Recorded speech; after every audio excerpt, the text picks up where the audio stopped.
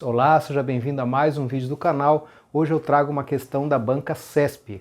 É uma questão realizada agora, em 2020, da Cefaz de Alagoa. Eu estou trazendo essa questão aqui porque ela é uma questão que gerou muita polêmica.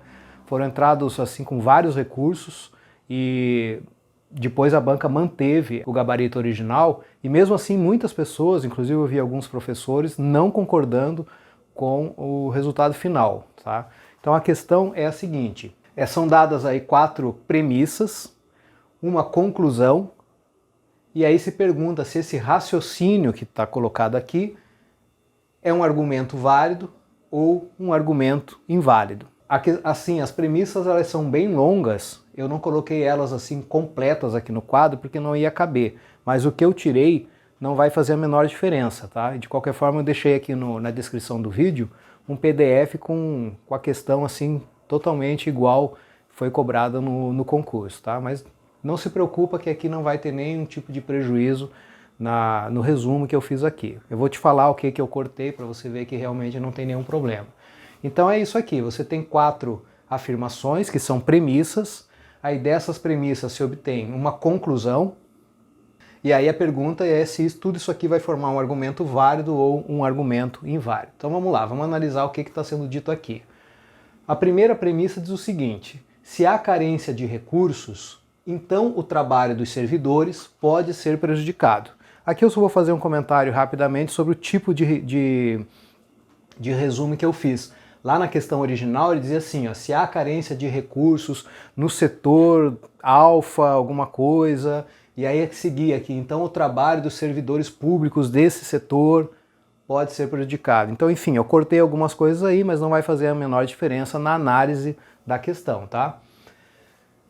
A premissa 2 é o seguinte: se há carência de recursos, então os beneficiários podem ser mal atendidos. Então aqui observe que as premissas aqui elas são proposições do tipo condicional, se então, e que o antecedente na P1, na premissa 1 e na P2, na premissa 2, coincidem. Há carência de recursos, tanto na P1 como na P2, na premissa 1 como na premissa 2. Vamos seguir. Premissa 3. Se o trabalho dos servidores fica prejudicado, então os servidores padecem. Última premissa. Se os beneficiários são mal atendidos, então os beneficiários padecem. Então você tem essas 4 premissas, e aí a conclusão: se há carência de recursos, ó, mais uma vez apareceu essa proposição aqui, há carência de recursos, que ela já aparecia aqui na premissa 1 e na premissa 2, então os servidores padecem e os beneficiários padecem. Observe que as proposições os servidores padecem e os beneficiários padecem já apareciam nas proposições P3 e P4, que são essas duas premissas aqui, ó. Os servidores padecem e aqui os beneficiários padecem. Então vai aparecer aqui na conclusão também. Beleza, então o que você tem que pensar? Qual que é a ideia de um argumento válido? A ideia de um argumento válido é o seguinte: você tem uma série de premissas e uma conclusão. Isso aqui é um argumento, válido ou inválido. Quando que você tem um argumento que é válido? Como que você sabe que um argumento é válido? Quando a conclusão for assim uma consequência obrigatória das premissas, que não existe uma possibilidade de que não ocorra a conclusão no caso de as premissas serem verdadeiras, no caso de ocorrerem as premissas. Se existir uma possibilidade de que não ocorra a conclusão, então o argumento é considerado inválido, certo? Essa é a ideia do que é um argumento válido e um argumento inválido. Agora, existem certas técnicas para você verificar se um argumento é válido ou não.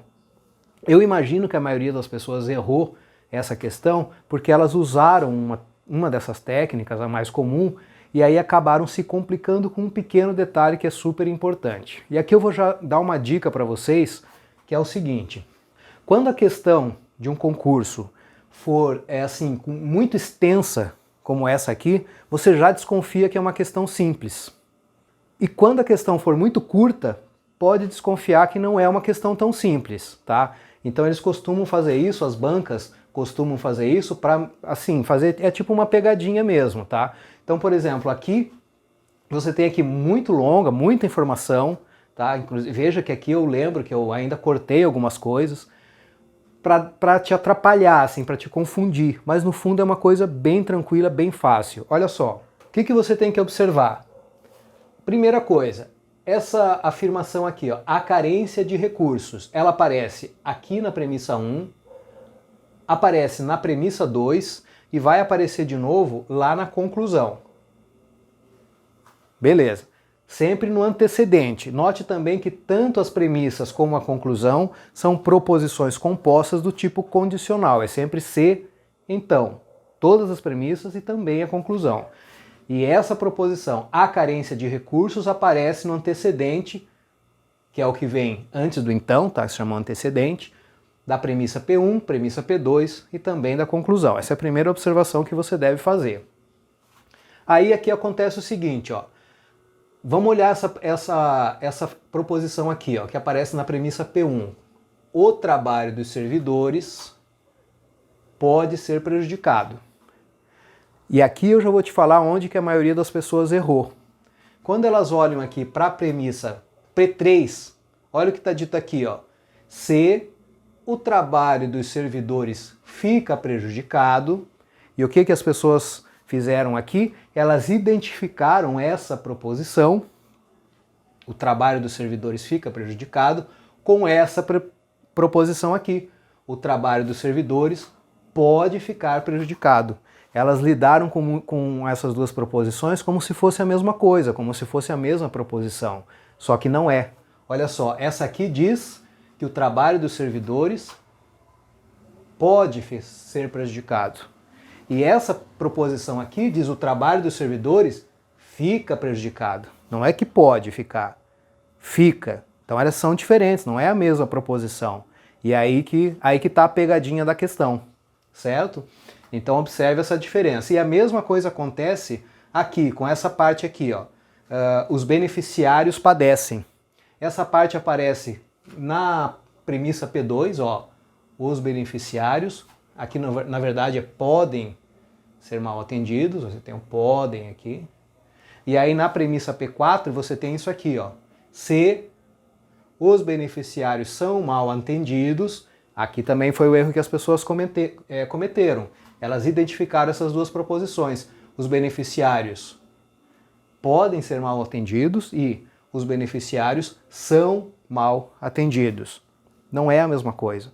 Aqui está dizendo que podem ser mal atendidos os beneficiários. E aqui na P3, na P4 está dizendo que os beneficiários são mal atendidos. Então são duas proposições diferentes, tá? Elas têm uma aparência bem semelhante, mas não são a mesma coisa. Então o que acontece? A maioria das pessoas pensou assim, ó, as pessoas que se equivocaram nessa questão. Olha só, será que necessariamente vai ocorrer a conclusão? Se necessariamente ocorrer a conclusão, o raciocínio é válido. Mas será que necessariamente ocorre isso aqui? Isso aqui está dizendo o quê? Ó? Se há carência de recursos, então os servidores padecem e os beneficiários padecem. Será que necessariamente isso é verdade? Será que necessariamente, olha o que eu estou falando, essa parte é super importante, necessariamente. Será que necessariamente isso aqui tudo acontece? Vamos ver. Se há carência de recursos, o que você pode dizer se há carência de recursos, segundo o que dizem as premissas? Bom, segundo a premissa P1, se há carência de recursos, a conclusão que você deve chegar é que o trabalho dos servidores pode ser prejudicado.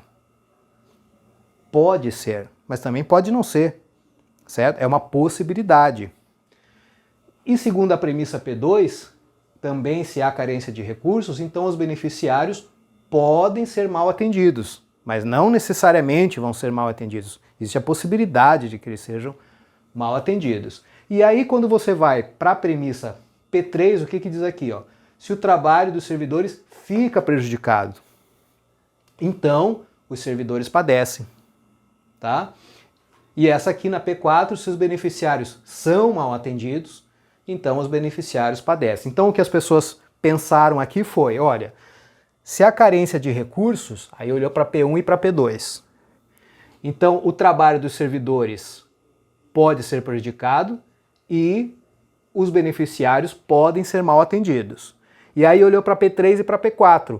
Se o trabalho dos servidores fica prejudicado, então os servidores padecem. E aí olhou para cá, ó. Então os servidores padecem. E, segundo a P4,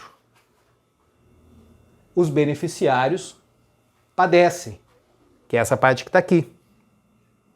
Certo? E aí as pessoas concluíram, então necessariamente está acontecendo essa conclusão é verdadeira, e aí marcaram aqui argumento válido. Então, onde que está o erro aí?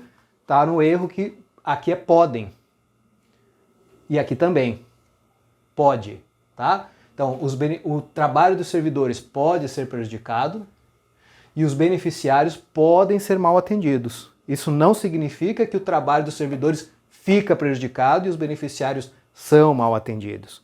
Tudo bem? Então, não necessariamente vai ocorrer essa conclusão a partir das premissas, tá? Porque veja bem, se há carência de recursos, o que você pode dizer? Você pode dizer que o trabalho dos servidores pode ser prejudicado, mas também pode não ser. Se o trabalho dos servidores não for prejudicado, então você não vai ter essa premissa aqui valendo, certo? Não é que não vai estar valendo, ela sempre está valendo, mas você não vai ter esse antecedente aqui, ó, tá? Porque o trabalho dos servidores pode ser prejudicado, mas pode não ser. No caso de não ser, você não vai ter esse antecedente de o trabalho dos servidores ficar prejudicado. Então você não vai ter a garantia de que os servidores padecem. Você não vai poder concluir que os servidores padecem, ou seja, você não vai poder concluir isso aqui. Certo? E a mesma situação com relação aos beneficiários padecerem. Por quê? De fato, se há carência de recursos, então os beneficiários podem ser mal atendidos. Mas não necessariamente, podem ser mal atendidos, mas podem não ser também. No caso de os beneficiários serem mal atendidos, aí sim você vai concluir que os beneficiários padecem, que é o que você tem aqui. Mas se os beneficiários não forem mal atendidos, aí você não vai ter a garantia de que os beneficiários padecem, ou seja, você não vai ter a garantia de que isso aqui acontece. Então, o item C, a conclusão, não ocorre necessariamente, tá? Ela só vai ocorrer, a conclusão só vai realmente ocorrer no caso de que o trabalho dos servidores realmente seja prejudicado, e você não tem a garantia de que isso vai ocorrer, porque aqui só diz que pode ser prejudicado, e também no caso de que os beneficiários realmente sejam mal atendidos. E aqui você não tem a garantia de que isso vai ocorrer, porque aqui está dizendo simplesmente que os beneficiários podem ser mal atendidos, mas podem não ser. Então o argumento é realmente inválido, tá? A banca estava correta, o gabarito correto é esse aqui, argumento inválido, tá bom? Porque a conclusão não necessariamente ocorre. Então é isso, espero que tenha ficado claro, espero que você tenha entendido. Fica essa dica, fica essa coisa para você ficar bem esperto. Quando a questão for muito longa, tiver muita informação, pode desconfiar que ela é mais simples do que parece. É só você prestar atenção em alguns detalhezinhos como esse que a gente viu aqui. E também, se a questão for muito curta, muitas vezes ela pode ser mais difícil do que parece, tá bom? Então é isso. Bons estudos e até o próximo vídeo.